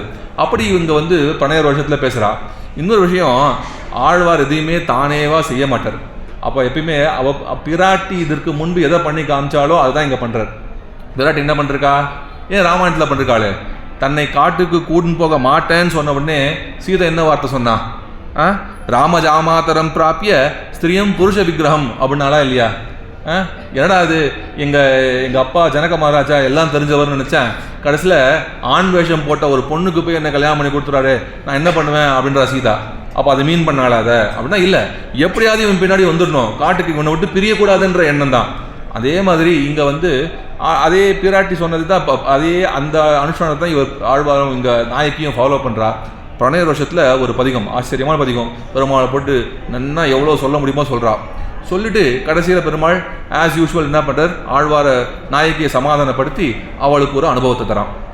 ஆச்சு, ஆழ்வாருடைய பிரணய ரோஷம் அப்படிங்கிறது சரியாக போயிடுத்து. இப்போது சரியாக போன பிறகு என்ன பண்ணோம்? கணவன் எங்கேயோ சுற்றிட்டு வந்திருக்கான், வந்தான், திரும்ப வந்தான், சண்டை போட்டோம், அப்புறம் சமாதானப்படுத்திட்டான், ஆச்சு, சந்தோஷம். என்ன சொல்லணும் மனைவி? இங்கே பார், போனால் போகிறது, இதுக்கு மேலே எங்கேயும் சுற்றக்கூடாது, ஊர் சுற்றக்கூடாது, எங்கூட தான் இருக்கணும். சும்மா வெளியூர் போகிறேன் வெளிநாடு போகிறேன்னா அவ்வளோதான் உனக்கு அப்படின்னு சொல்லணுமா கூடாதா? ஆனால் இங்கே பராங்கச நாயக்கி அதை சொல்ல மறந்துடாலாம். அடுத்து ஒரு பதிகம் என்னன்னா, 3ஆம் பதிகம், நல்குறவும் செல்வும் நரகும் சுவர்க்கமுமாய் வெல் பகையும் நட்பும் விடமும் அமுதமுமாய் பல் வகையும் பறந்த பெருமான் என்னை ஆழ்வானே செல்வம் மல்கு கூடி திருவண்ணகர் கண்டேனே அப்படின்னு இங்கே எம்பெருமானுடைய அகடித கடனா சாமர்த்தியத்தை கொண்டாடுற சமயமே இல்லாமல், அதாவது சேரக்கூடாத விருத்தமான விஷயங்கள். நல் குறவும் செல்வம் அப்படின்னு, குறவுன்னா அந்த என்ன சொல்கிறது, தாரித்ரியம், இப்படி சொல்லணும்னா தாரித்ரியம். செல்வம்னா சம்பத்து. சம்பத்து இருக்கக்கூடிய இடத்துல தாரித்ரியம் இருக்குமா? இருக்காது. தாரித்ரியம் இருக்கக்கூடிய இடத்துல சம்பத்து இருக்குமா? இல்லை. ஒன்றுக்கு ஒன்று விரோதமான விஷயங்கள். நரகமும் சுவர்க்கமும், பகையும் நட்பும், விஷமும் அமுதமும் அப்படின்னு இது சேரக்கூடாத விஷயங்கள்லாம் எம்பெருமான் என்ன பண்ணுறான்னா சேர்க்கிறானா. எப்படி சேர்க்கிறான் அப்படின்னா, இவ எல்லாவற்றுக்குள்ளும் அந்தராத்மாவாக அவன் இருந்து சேர்க்கிறான். அப்படி சேர்க்கக்கூடிய எம்பெருமான் பல்வகையும் பரந்த பெருமான் என்னை ஆழ்வானே, இவற்றுக்குள்ளாம் வந்து அந்தராத்மாவாக இருக்கக்கூடிய எம்பெருமான் தான் எனக்குள்ளும் இருந்து என்னையும் ஆள்கிறான், எனக்கும் சுவாமியாக இருக்கான் அப்படின்னு இவனுடைய இந்த சாமர்த்தியம், சேரக்கூடாத விஷயங்களை சேர்த்து அது போலவே என்னையும் சேர்க்கக்கூடிய அந்த சாமர்த்தியத்தை கொண்டாடலாம். அப்படி கொண்டாடிட்டு இருக்கா. என்ன இவங்கள்ட்ட சொல்ல வேண்டிய மெசேஜ் மறந்துட்டா சந்தோஷத்தில். ஏன் தெரியுமா? இவள் போய் சேவிக்க வேண்டிய பெருமான் அவனே எதிரெதிர வந்து நிற்கிறான் இல்லையா? அந்த சந்தோஷத்தில் இவன் மறந்துடலாம். இது எப்படி இருக்குன்னா, இவர் லௌகிக் எக்ஸாம்பிள் சொல்கிறேன். இப்போது சண்டை ஆகிடுத்து, நான் அடின்னு சொன்ன கணவன் மனைவி வச்சுக்கோங்க, வெளிநாட்டு போன கணவன் திரும்ப வந்தால் சண்டை சமாதானம் ஆயிடுத்து. இப்போ அவளுக்கு சந்தோஷம் தாங்கலை, அட்வைஸ் இவளுக்கு பண்ணது போல என்ன பண்ணிட்டா, தன்னுடைய ஃப்ரெண்டுக்கு ஃபோன் பண்ணிட்டா. தெரியுமாடி, எங்கள் ஆத்துக்கார் ஊரில் வந்துட்டான், சர்ப்ரைஸ், செம்ம சர்ப்ரைஸு, வந்துட்டான், எதிரே பார்க்கல, கதவு தட்டுறான், எனக்கு ரொம்ப கோவம் வந்துட்டு, நான் விட மாட்டேன்னு சொல்லிட்டேன், ஆனால் எப்படியோ சமாதானப்படுத்திட்டான். அதுக்கப்புறம் என்ன ரொமான்டிக் வீக்கெண்ட் தெரியுமா, எங்கெல்லாம் சுற்றணும் தெரியுமா அப்படின்னு இவ இவங்கிட்ட பேசுறத மறந்துட்டு இவனுடைய பிரதாபங்கள் என்ன, எப்படி இருந்தால் இவன் ஸ்மார்ட்டா அப்படின்னு தன்னுடைய தோழிக்கு ஃப்ரெண்டுக்கு ஃபோன் பண்ணி சொல்வாளோ இல்லையோ, அந்த மாதிரி இங்கே ஆழ்வார் நாயகி, ஆழ்வார்னு சொல்லிட்டு இருக்க நாயகி அப்படி என்ஜாய் பண்ணிட்டு இருக்காராம். அப்படி ஒரு பதிகம் இங்கே ஆச்சரியமாக 3வது பதிகம் அப்படி நன்கு ஆயிடுத்து. அதுக்கப்புறம் என்ன ஆச்சு அப்படின்னா இங்கே 4வது பதிகம் குறவை ஆய்ச்சியரோடு அப்படின்னு. இங்கே ஆச்சரியமான ஒரு சங்கதி ஒன்று இங்கே சுவாமி சாதிப்பார். என்ன விஷயம் அப்படின்னா 5ஆம் பத்து அதோடைய கடைசி தசகத்தில் ஆழ்வாருக்கு தான் கிருஷ்ணானுபவம் பண்ணலையே அப்படின்னு ஒரு பெரிய ஒரு வருத்தம் இருக்குது. அதாவது ஒரு செவ்வாய்க்கிழமை முற்பட பெற்றுள்ளோமே அப்படின்னு வரான். என்னன்னா இங்கே கண்ணன் தன்னுடைய திருவடி சோதிக்கு எழுந்தருளி சரியாக 43வது நாள் ஆழ்வாருடைய திருவவதாரம் இங்கே. அப்போ இவர் தெற்கு வாசல் வழியாக உள்ள நுழையும் போது பெருமாள் வடக்கு வாசல் வழியாக பரமதத்துக்கு போயிட்டாரே அப்படின்னு இவருக்கு ஒரு வருத்தம். ஒரு செவ்வாய்க்கிழமை முற்படுகிறோமே அப்படின்னு கொஞ்சம் முன்னாடி அவதரிச்சிருந்தா நாம் கிருஷ்ணானுபவத்தை விபாவதாரத்தை நேரடியாகவே பண்ணிருப்போமே. அந்த கண்ணனை எனக்கு ஒன்றும் சோறு பழுகு நீர் தின்னும் வெற்றிலை எல்லாம் கண்ணன் எனக்கு இருக்கக்கூடிய அந்த கண்ணனை நேரில் பார்க்குற ஒரு பாக்கியத்தை ஒரு விஸ்கரில் கொஞ்சம் ஒரு சில நாட்களில் எழுந்துடுவோமே அப்படின்னு அந்த பெரிய அவருக்கு ஒரு ஒரு விடா இருந்தது, ஒரு வருத்தம் இருந்துதான். அதை தெரிந்து கொண்ட இங்கே பெருமாள் என்ன பண்ணிருக்கான், இவருக்கு முழுக்க கிருஷ்ணாவதார அனுபவத்தை கொடுக்குறான் 4ஆம் பத்தில். அதை பார்த்து என்ஜாய் பண்ணுற ஆழ்வார் அப்படியே கொண்டாடுறார். இந்த கிருஷ்ணானுபவத்தை தவிர்த்து எனக்கு உலகத்தில் வேறு என்ன வேணும் அப்படின்றார். குறவை ஆய்ச்சியரோடு கோத்ததும் குன்றம் ஒன்றேந்தியதும் உறவு நீர் பொய்கை நாகம் காய்ந்ததும் உட்பட மற்றும் பல அறவிற் பள்ளி பிராந்தன் மாய வினைகளையே அலற்றி இரவும் நன் பகலும் தவிர்க்கிலம் என்ன குறை எனக்கே அப்படின்றார். எனக்கு என்ன குறை, இந்த கிருஷ்ணானுபவத்தை மட்டும் கிடைச்சிட்டு தான் எனக்கு வேற எதுவுமே வேணாம், இதையே சேவிச்சுட்டு இருக்கலாம் போல இருக்கு அப்படின்னு குறவை ஆட்சியரோடு கோர்த்ததும் அப்படின்னு அவன் பண்ண ராசக்கிரீடருடைய நிலைமை என்ன, எப்படி தன்னுடைய சுண்டுவரால் இந்த கோவர்தனகிரியை தூக்கின அழகு என்ன, காளிய நிர்த்தனம் பண்ண அழகு என்ன அப்படின்னு ஒவ்வொன்றையும் அனுபவிச்சு என்ஜாய் பண்றாரு. அது மட்டும் இல்ல 4வது பாசுரம் இதுல நோவ ஆய்ச்சி உரலோடு ஆர்க்க இறங்கிற்றும் அப்படின்றார். அந்த எப்படி முன்ன 1வது முதல் பத்திலேயே சொல்றா இல்லையா, மற்றொரு கடை வெண்ணை கலவனில் உறவிடை ஆப்பொண்டு எத்திரம் உரலினோடு இணைந்திருந்து ஏங்கிய எழுவே அப்படின்னு அந்த உரலோடு யசோதையை தன்னை கட்டி போட்டாலே, கண்ணனை கட்டி போட்டாலையா, அந்த என்ன ஒரு சௌலபியம் இப்படி கட்டுண்டு கிடக்கிறானேன்னு 6 மாசம் மூர்ச்சியா இருந்தாராம். அதே அனுபவத்தை இங்கேயும் பண்றாரு. நோவ ஆய்ச்சி உரலோடு ஆர்க்க இறங்கிற்றும் அப்படின்னு இவளுக்கு நன்னா வலிக்கிற மாதிரி இழுத்து கட்டிருக்கலாம் அந்த கயிறை, அந்த உரலோட யசோதை. இன்னும் இப்படி இருக்கானே அவன் அப்படின்னு அனுபவிச்சு வஞ்ச பெண்ணை சாப பால் உண்டுதும் அப்படின்னு பூதனையை கொன்றதும் ஊர் சகடம் இறச்சாடியதும் அப்படின்னு சகடாசுர மர்த்தனம் இப்படிலாம் பண்ணக்கூடிய இந்த தேவகோல பிராந்தன் செய்கை நினைந்து மனம் குழைந்து மேவக்காலங்கள் கூடினேன் எனக்கென் இனி வேண்டுவதே, இனிமேல் எனக்கு எதுவும் வேணாம், இந்த கிருஷ்ணானுபவம் மட்டுமே போதும் அப்படின்னு ஒரு பதிகம் முழுக்க 4ஆம் பதிகம் முழுக்க கிருஷ்ணானுபவத்திலேயே ஆழ்ந்திருக்கலாம். அப்படி ஆழ்ந்திருக்கான். இது எப்படி அப்படின்னா இதெல்லாம் எங்கள் சுவாமி சாதிச்சிருக்க அற்புதமான ரசனையான திருஷ்டாந்தம். எப்படி அப்படின்னா ஒரு சந்தோஷமாக இருக்கக்கூடிய கணவன் மனைவி, அவளுக்கு அந்த மனைவிக்கு இன்னும் கொஞ்சம் சந்தோஷம் தரணும் அப்படின்னு சொல்லிட்டு கணவன் தான் குழந்தையாக இருந்த தன்னுடைய ஆடினவு ஃபோட்டோ ஆல்பம், தான் குழந்தையாக இருந்த ஃபோட்டோ ஆல்பத்தெலாம் எடுத்து கொண்டு போய் கொடுத்துருக்கானா, இதை பாரு அப்படின்னு. அவளுக்கு இதை பார்த்ததுமே குஷி இன்னும் ஜாஸ்தி. இதில் தன்னுடைய கணவன் இங்கே குழந்தையா இருக்கான், இதை ஜட்டி போடாமல் சுற்றின்னு இருக்கான். இந்த காலத்தை பார்த்தீங்கன்னா ஆஹா எனக்கு நீ இதுக்கப்புறம் ஊருக்கு போனால் கூட போ, எனக்கு இந்த ஆல்பத்தை கொடுத்துட்டு போ, இதோட சந்தோஷம் எதுவும் கிடையாதுன்னு பார்த்தப்போ தான் அனுபவிக்கிறாளாம் தன்னுடைய கணவனுடைய அந்த குழந்தை குலத்தை. அந்த மாதிரி இங்கே கண்ணன் தன்னுடைய மனைவிக்கு தன்னுடைய கிருஷ்ணாவதாரம் நான் பண்ண அவதாரம் என்ன அப்படிங்கிறத காட்டுறான், அதை அனுபவிக்கிறாள். அப்படி 4 பதிகம் ஆயிடுத்து. இதுக்கப்புறம் 5வது பதிகம். 5வது பதிகத்தில் இப்போ ஆழ்வாருக்கு திரும்பவும் விரகம் ஆரம்பிச்சிட்டு, என்னடா நன்னை தானே என்ஜாய் பண்ணிருந்தா என்ன விரகம் அப்படின்னா, இதுவரை பெருமாள் கொடுத்தது எல்லாமே மானச அனுபவம் தானே. அப்படின்னா என்ன அனுபவத்தை மனசில் கொடுக்குறான். என்ன கிருஷ்ணானுபவம் வந்தது, ரொம்ப சந்தோஷம், எல்லாம் சரி. அந்த பாக்கிய சம்சேஷன்றது கிடைக்கலையாம். என்ன அர்த்தம்னா நேரில் என்னை கட்டி பிடிக்கலையாம், அதான் விஷயம். கட்டி பிடிக்கல, பெருமாள் தன்னுடைய திருமொழி தன்னோட சேரலை. அந்த அனுபவம் எப்போலேருந்து கேட்டுட்டு இருக்கார், கிடைக்கல. ஆட்சி சந்தோஷம், அந்த மானச அனுபவம் மேலிட்டு இப்போ பாக்கிய அனுபவம் வேணும்னு இப்போ ஆழ்வார் இப்போ நாயகி ஆசைப்படுறாளே அப்படின்னாச்சு. இதுக்கு மேலே அவளால் முடியல. இந்த விரகம் முத்தி போய் அவள் பேச்சு மூச்சு இல்லாமல் இருக்கா. இப்போ என்ன ஆகுது அப்படின்னா, இப்போ யாரை நினச்சி இவ இயங்கின்னு இருக்கா அப்படின்னா, தொலைவில்லி மங்கலம் அப்படின்னு இங்கே ஆழ்வார்த்திரை நகரி பக்கத்தில் இருக்கக்கூடிய அந்த நவதிருப்பதியில் ஒரு அற்புதமான திவ்ய தேசம். அந்த தொலைவில்லி மங்கலத்தில் இருக்கக்கூடிய பெருமாளை நினச்சி இவ அப்படி இருக்காளாம், கிரக தாபத்தோடு கஷ்டப்பட்டு இருக்கா. இப்போ அவள் தாயார் இருக்கா இல்லையா, பராங்குச நாயக்கிற தாயார், அவ இவளை பார்த்து என்ன இப்படி இருக்காளே, இவளை காப்பாற்றவே முடியாதா அப்படின்னு வருத்தப்படுறா. இவள் வருத்தப்படுறதை பார்த்து தோழி இங்கே வந்து பராங்குச நாயகியும் இருக்கா, அவள் தாயார் இருக்கா,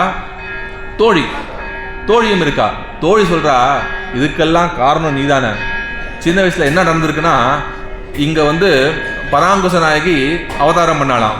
அவதாரம் பண்ண உடனேவே என்ன ஆச்சு, ஒரு ஜோசியரை கொண்டு வந்து இந்த பொண்ணுடைய பாக்கியமெல்லாம் எப்படி இருக்கு, ஜாதகம் எழுதுங்கோ, கனி சொல்லுங்கோ, எப்படி நல்ல பையன் கிடைப்பானா, இவளுக்கு நல்ல வாழ்க்கை இருக்குமா, இதெல்லாம் பார்த்து சொல்லுங்கோ அப்படின்னு இந்த காலத்தை மாதிரியே அந்த காலத்தை அங்கே பராங்குச நாயக்கியுடைய தாயார் பண்ணிருக்கான். பார்த்தவள் ஜோசிக்காரன் பார்த்தான், எல்லாம் நன்னா இருக்கு, எம்பெருமானாலேயே அங்கே இவளுக்கு மயர்வர மதிநலம்லாம் இவள் அருளப்படவ, இவளுக்கு ஞானம்ன்றது அப்படி வந்து பெருமானாலே கிடைக்கும், பல பாடல்கள் பாடுவா, நம்மலாம் உஜ்ஜீவ வைக்கிறதுக்கு எல்லாம் சரிதான், ஆனால் ஒரே ஒரு மரண கண்டம் இருக்கு இவளுக்கு அப்படின்ட்டார். ஒரு கண்டம் இருக்கு இவள் வாழ்க்கைக்கு, அது அந்த கண்டத்தை மட்டும் இவள் தப்பிக்கணும், தப்பிச்சா அவன் நன்னா இருப்பா அப்படின்ட்டான். உடனே அம்மா பயந்துடா, என்ன மரண கண்டமா குழந்தைக்கா, என்ன கண்டம் அப்படின்னா, இங்கே பாருங்கோ ஒரே ஒரு விஷயம், இவளுக்கு கண்டம் எங்கன்னா தொலைவில்லி மங்கலம் அப்படின்னு திவ்ய தேசத்துலாம் கண்டம். நீங்க எக்காரண கொண்டும் என்ன ஆனாலும் தொலைவில்லி மங்கலத்துக்கு போகக்கூடாது, கூட்டின்னு போய் இந்த குழந்தைய அங்கே சேவிக்க கூடாது. சேவிச்சானா அப்புறம் இந்த குழந்தை உங்களுக்கு கிடைக்க மாட்டா, அங்க விழுந்தவ தான் எழுந்திருக்க மாட்டா அப்படின்னு சொல்லிட்டாலாம். இது என்னடா வம்பா போச்சு அப்படின்னு சொல்லிட்டு, என்ன இருந்தாலும் தொலைவில்லி மங்கலம் எம்பெருமான் இவாளுக்கு குலதெய்வம், எப்படி குழந்தைய கூட்டு போகாமல் இருக்க முடியும் அப்படின்னு, சரி பரவாயில்ல என்ன இருந்தாலும் அப்படின்னு சொல்லிட்டு கூட்டு போயிட்டா. இவள் குழந்தையா இருக்கும் போதே கூட்டு போயிட்டா. கூட்டு போய் என்னாச்சு, இவள் சொன்ன மாதிரி ஆயிடுத்து. அவ பாசுரம் பாடுறா, தோழி குழையும் வாழ்முகத்து ஏழையை தொலைவில்லி மங்கலம் கொண்டு புக்கு.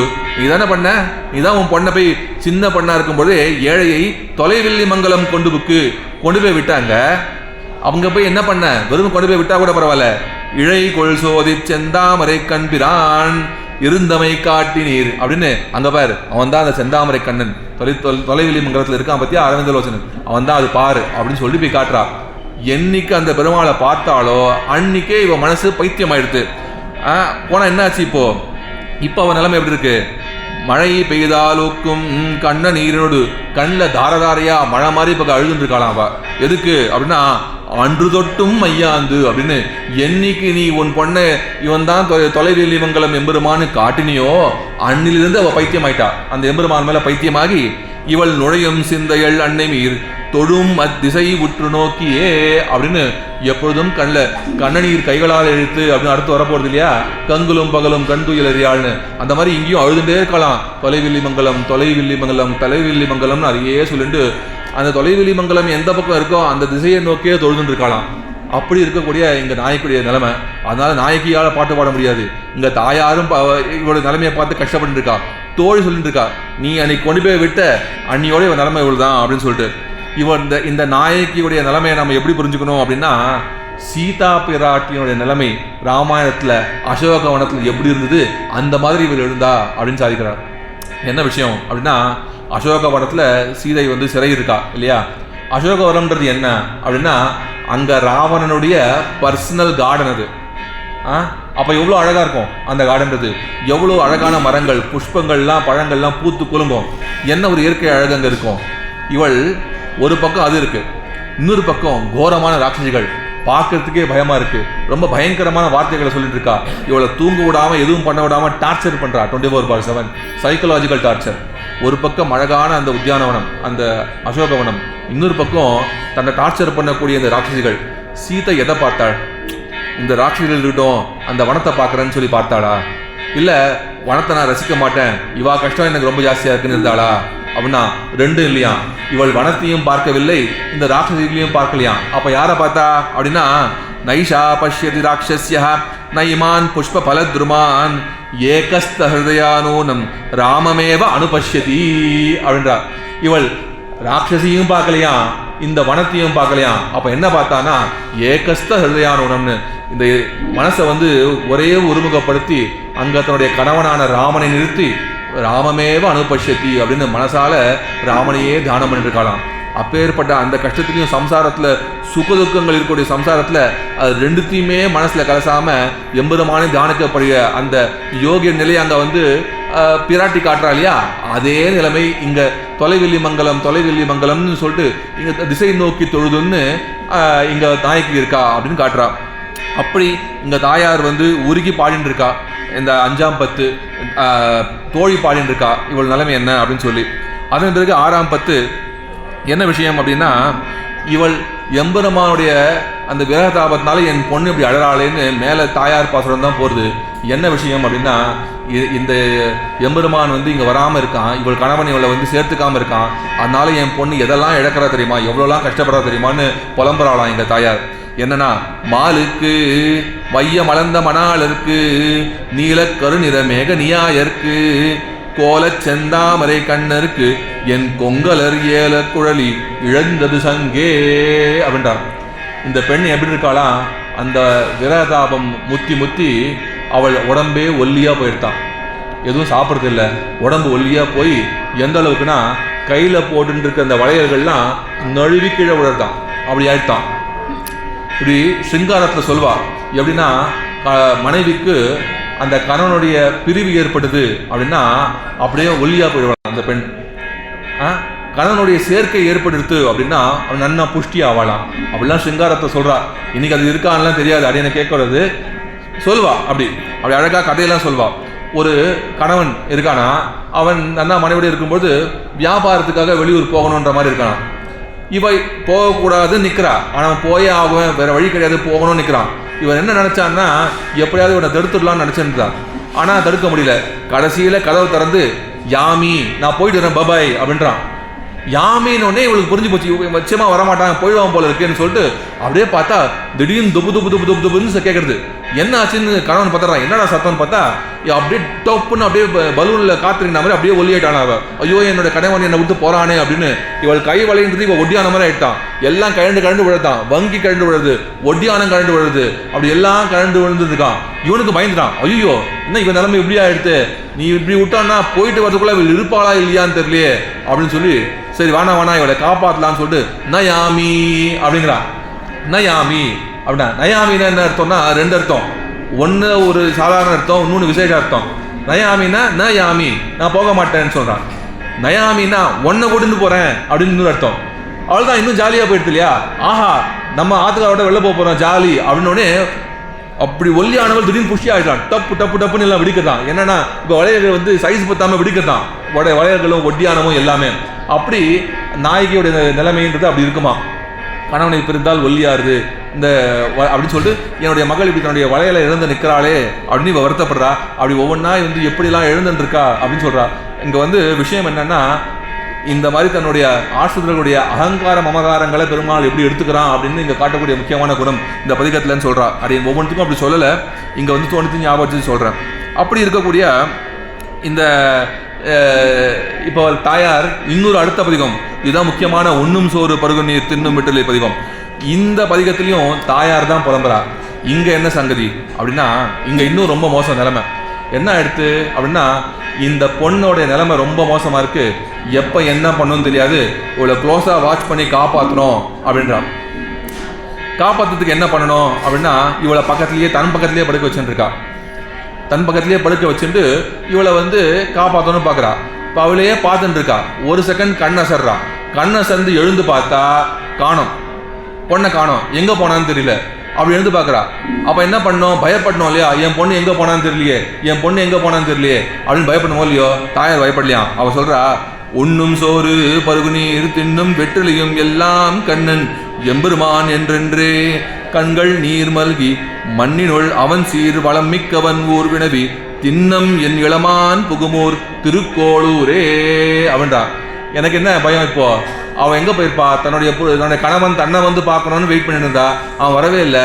இப்போ தன் கணவன் எங்கே இருக்கான் அப்படின்னு தெரிஞ்சுட்டு இப்போ திருக்கோளூரில் இப்போ பெருமாள் இருக்கான் அப்படின்னு தெரிஞ்சுட்டு திருக்கோளூரை பார்த்து போக போயிருப்பா. தின்னம் எனக்கு உள்ள சந்தேகமே கிடையாது, நிச்சயமா என் பொண்ணு திருக்கோளூர் நோக்கி தான் போயிருக்கா அப்படின்றா.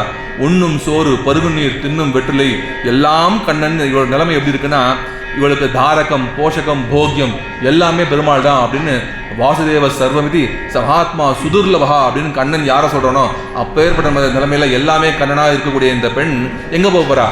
எல்லாமே கண்ணன் இருக்கக்கூடிய பெண் எங்கே போகிறா? கண்ணன் இன்னைக்கு தான் போவா. கண்ணன் இப்போ எங்கே இருக்கான்? திருக்கோளத்தில் இருக்கான். ஸோ தன்னை கண்ணனுடைய தேடி போயின்னு இருக்கா அப்படின்னு இவள் கிளம்பி போனதை பற்றி தாயார் பாடுறா.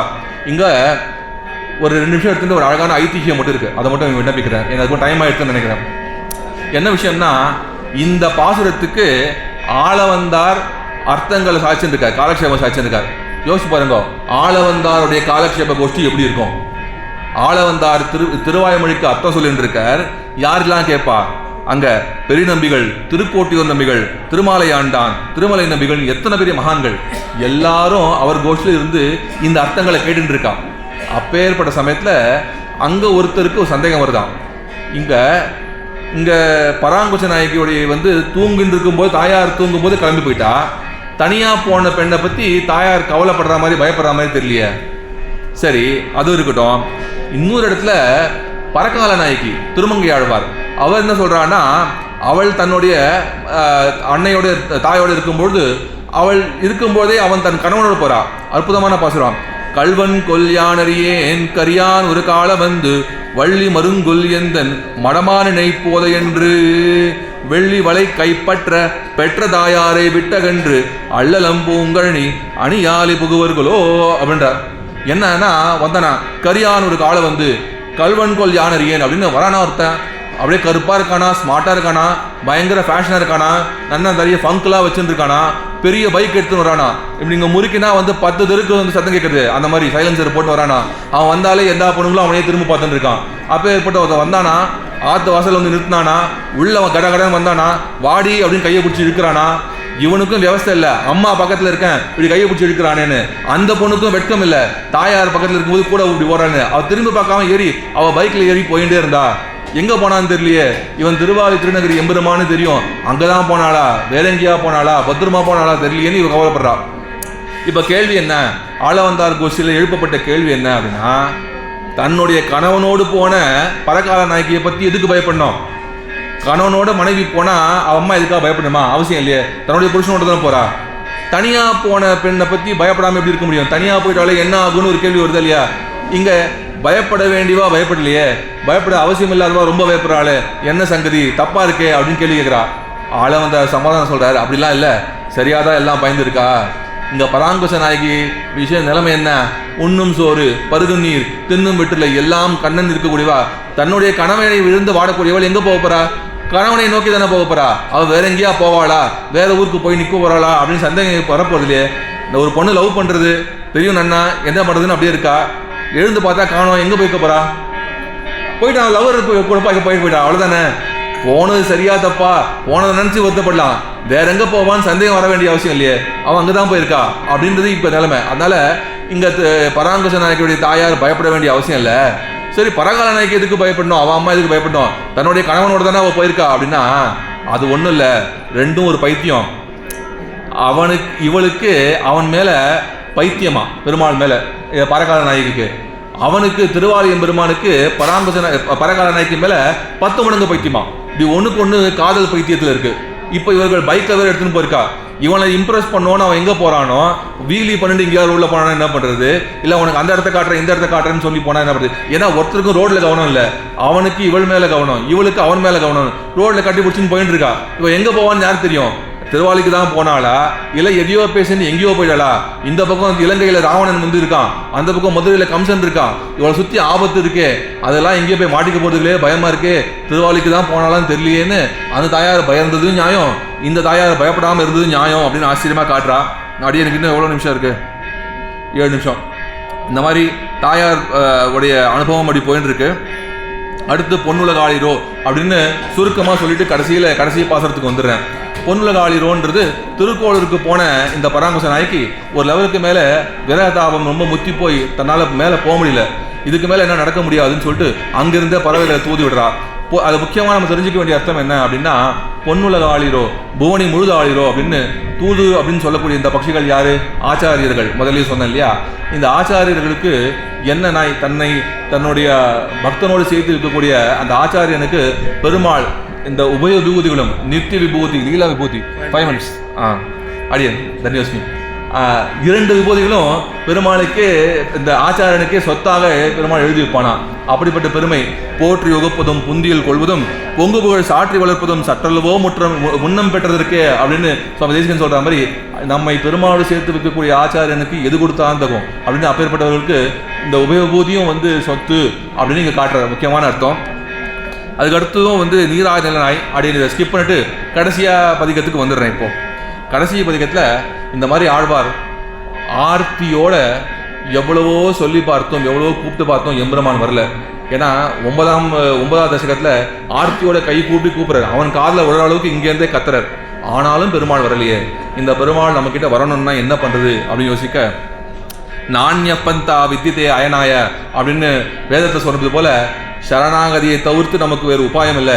இவன் திருவடிகளில் சரணம் புகுந்தால்தான் இவனை அடைய முடியும். நமக்கு நாம் எதிர்பார்க்கக்கூடிய அந்த சம்ஸ்லேஷன் நமக்கு கிடைக்கும் அப்படின்னு தெளிந்து சரணாகதி பண்ணோம். எம்பெருமானுடைய அந்த திவ்ய மங்கள விக்கிரகத்திட்ட சரணாகதி பண்ணணும்னு ஆசைப்படுறா. எங்கே பண்ணுறது அப்படின்னா பெருமாளுக்கு 5 விதமான ரூபங்கள் இருக்குன்னு சொல்கிறோம் இல்லையா. பரம், வியூகம், விபவம், அர்ச்சை, அந்தர்யாமின்னு சொல்கிறோம். இதில் பரரூபமும் சரி, விபவமும் சரி, அந்தர்யாமியும் சரி, வியூகமூர்த்திகளும் சரி நம்ம கணக்கு தெரியுமா?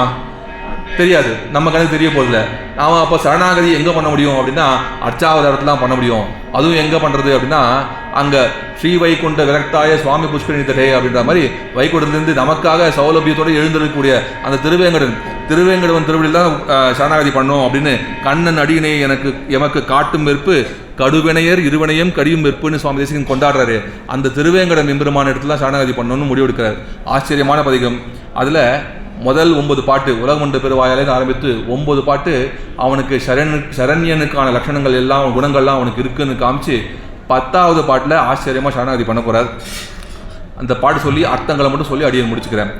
அகலகில்லே நிறையுமென்று அலர்மேல் மங்கை உரைமார்பா நிகரில் புகழாய் உலகம் 3உடையாய் என்னை ஆழ்வானே நிகரில் அமரர் முனிக்கடங்கள் விரும்பும் திருவேங்கடத்தானே புகழ் ஒன்றில்லாடியேன் உன் அடிக்கீழ் அமர்ந்து புகுந்தேனே அப்படின்னு ஆச்சரியமான சரணாகதி. இந்த சரணாகதிக்கு என்ன விசேஷம் அப்படின்னா மற்ற இடங்களை காட்டிலும் இதுக்கும் என்ன விசேஷம்னா இங்கே தான் பிராட்டியை புருஷகாரமாக பற்றி கொண்டு ஆழ்வார் பண்ணக்கூடிய சரணாகதி. அப்படி இங்கே என்ன அர்த்தம் அப்படின்னு சுருக்கமாக விண்ணப்பிச்சிடுறேன். அகலகில்லேன் இறையும் என்று அலர்மேல் மங்கை உரை மார்பா அப்படின்னு ஆச்சரியமாக இங்கே பிராட்டி விசிஷ்டனாக பெருமாள் இருக்கான்னு காட்டுறார்.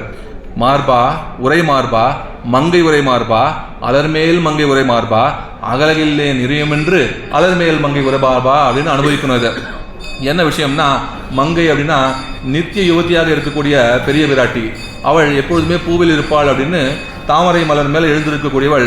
அவள் உன்னை விட்டு நான் ஒரு க்ஷணம் கூட பிரிஞ்சிருக்க மாட்டேன்னு சபதம் பண்ணிட்டு இவனுடைய திருமார்பில் எழுந்திருப்பாளாம்.